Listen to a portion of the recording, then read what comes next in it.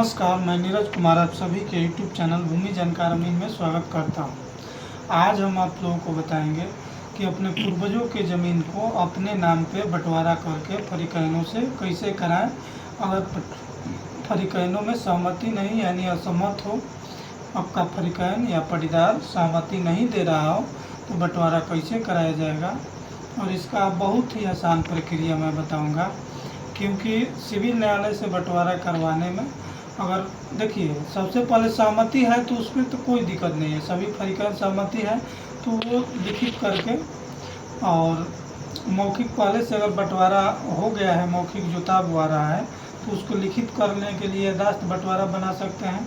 वो सादे कागज़ पे भी बना दीजिएगा या 100 रुपये का स्टाम्प ऐड करके शेड्यूल बना के सभी से साइन करवा के सरपंच से या गवाह रख के साइन करवा दीजिएगा तो फुल वैलिड है। अगर हाँ उसके कंटेंट में शामिल होना चाहिए कि याददाश्त बंटवारा है। इसके अलावा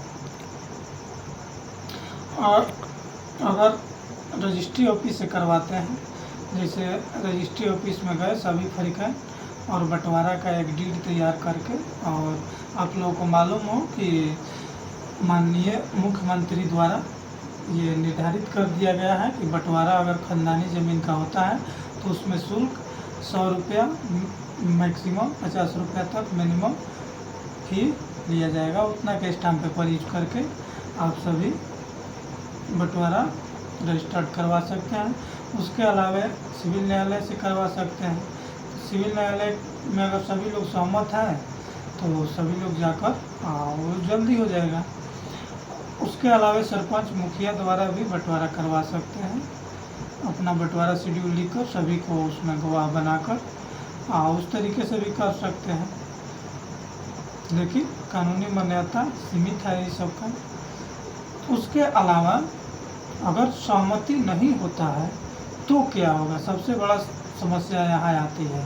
अगर असहमति होता है तो ना रजिस्ट्री ऑफिस का बंटवारा होगा, ना सिविल कोर्ट का बंटवारा ईजिली होगा, ना आपका पंचायत से होगा, ना याददाश्त बंटवारा लिखित होगा, तो ये कोई भी नहीं हो सकता। तब क्या होगा, तो इसका दो ही ऑप्शन बचा है आपके पास।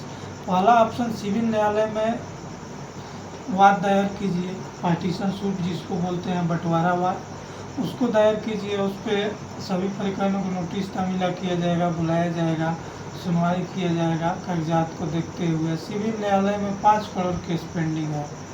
आप सभी जान के हैरान होंगे कि 5 करोड़ भारत में सिविल न्यायालय में केस पेंडिंग है, तो आप समझ सकते हैं कि उसमें समय लगेगा।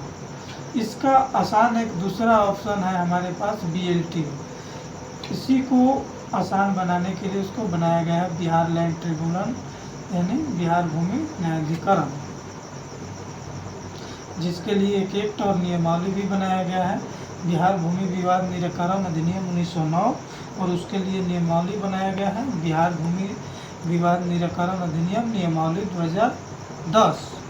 उसके आधार पे आप बंटवारा करवा सकते हैं। जो उसका एक्ट है 1909 का, उसके धारा 4 के उपधारा 1 के अंगों के तहत विभाजन का प्रावधान है कि आप विभाजन करवा सकते हैं, कोई फरीकैन अगर सहमति ना हो तब भी। तो उसके लिए कौन सा किसके पास जाना होगा, तो DCLR यानी भूमि सुधार उप समाहर्ता, यानी LRDC भी कहते हैं, DCLR भी कहते हैं, या डिप्टी कलेक्टर भी कहते हैं। भूमि सुधार उप समाहर्ता यानी लैंड रिफॉर्म्स डिप्टी कलेक्टर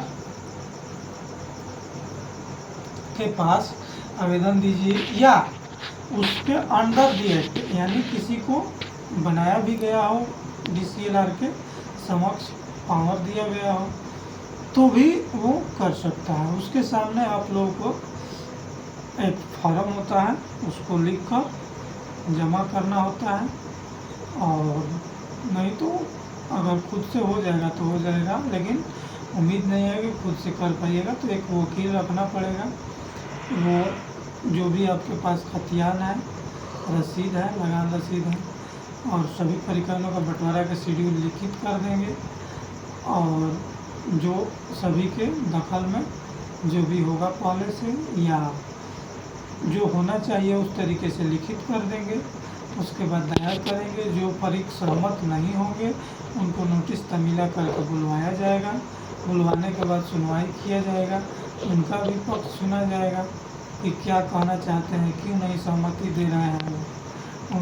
अगर उसके बावजूद भी नहीं आते हैं तो सब चीज़ को देखते हुए उनके पास पावर भी दिया गया है कि वो वहाँ पे स्थल पे भेज सकते हैं अपना किसी वकील को बनाकर कि आप जाकर जांच करके इस तरीके से रिपोर्ट दीजिए, या खुद से भी जाकर स्थल पे जांच के बंटवारा कर सकते हैं, आरमेड बनवा सकते हैं। उसका आपत्ति का भी प्रक्रिया है। सभी की सुनवाई आपत्ति का करके सभी लोगों से सहमति लेकर और वो बंटवारा फाइनल कर देंगे। तो ये रहा कुछ आसान प्रक्रिया, क्योंकि इसको इसीलिए बनाया ही गया है। इस पर मैं वीडियो बनाया हूँ कि कब बना था, कैसे बना था, क्या क्या इसका अधिकार है। तो ये बंटवारा जो है आसान है, क्योंकि हालांकि इसमें भी कुछ समय लगेगा, लेकिन सिविल न्यायालय से तो कम लगेगा। सिविल न्यायालय पे बहुत ज़्यादा वर्कलोड है, इस पर थोड़ा उसके अपेक्षा कम है वर्कलोड। इससे उम्मीद किया जाता है कि थोड़ा जल्दी बंटवारा हो जाएगा।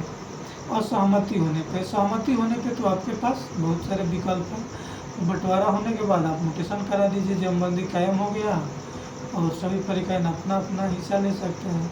उसके अलावे सर्वे में भी जमा करना है तो सर्वे में भी बंटवारा का वही प्रोसेस है। अगर कोई भी फरीकैन लिखित सहमति नहीं दे रहा है और आपत्ति है, विवाद है, तो आपके पास दो ही ऑप्शन है।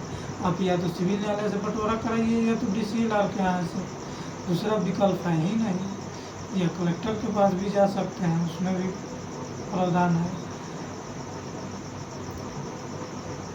तो आप सभी समझ गए होंगे किस प्रकार से बंटवारा होगा, किस प्रकार से अपना हिस्सा कायम होगा। बंटवारा के कागज़ देने के बाद ही सर्वे में भी आपके नाम पे अकेला किया जाएगा, न तो संयुक्त सभी के नाम से खाता खोला जाएगा। विवाद की स्थिति में लिखित शेड्यूल दीजिएगा, तभी अलग अलग खाता खोलेंगे। अगर किसी फरीकैन से विवाद हो तो पार्टीशन सूट जल्द से जल्द दायर करें, या तो सिविल न्यायालय में, नहीं तो रेवेन्यू न्यायालय यानी DCLR के पास। देखते रहिए भूमि जानकारी में। भूमि संबंधित हर जानकारी के लिए चैनल को सब्सक्राइब करें, बेल आइकन ऑन करें ताकि हर वीडियो का नोटिफिकेशन पहुंचता रहे। देखते रहिए भूमि जानकारी में। जय हिंद, जय भारत।